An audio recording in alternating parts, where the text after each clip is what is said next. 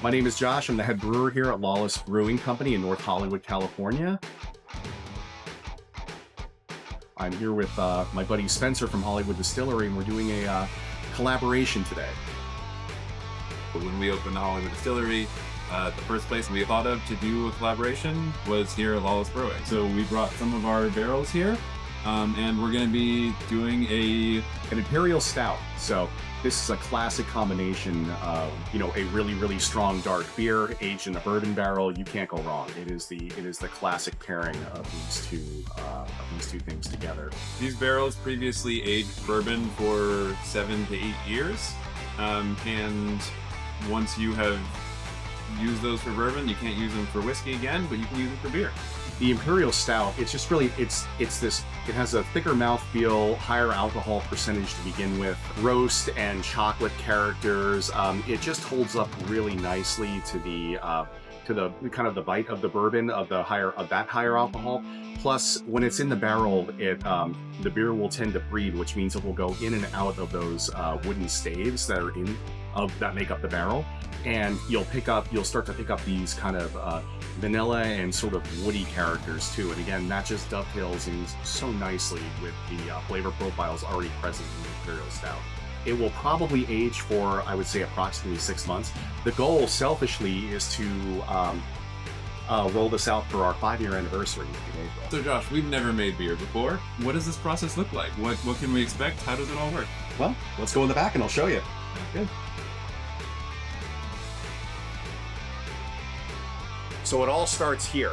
We're using a combination of British base malt. It's Maris Otter. It's just a cultivar of barley that's been, it's a very fermentable. It makes a very fermentable beer. A little bit darker and maltier than your normal standard American style. Like, it gives this beer a nice base character. From there, we're mixing it together with a series of German malts from Weyermann that give that beer its color and its roast kind of profile that you're going to want in this Imperial Stout. So what we do is we take these sacks of malt, we put them in this hopper over here. It's a mill basically.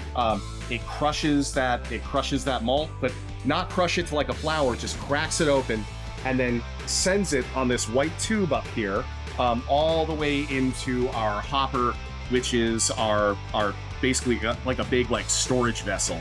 So in making this Imperial Stout, what we first do is we mix malt, which is basically just barley seeds that have been germinated and the germination process has stopped. And we mix that with some hot water. That activates enzymes that convert the starches in that malt to sugar.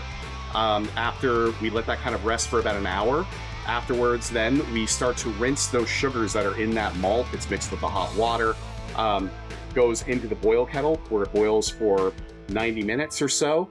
At that process, we'll add hops, any type of flavorings, anything we want to kind of add. This case, it's just going to be 2 hop additions, just to kind of offset that malt sweetness with the bitterness. And then from there, it goes into the whirlpool here, which is a coarse filtration step where we kind of collect any hop particulate or any proteins that drop out in the process that we don't want in our fermenter.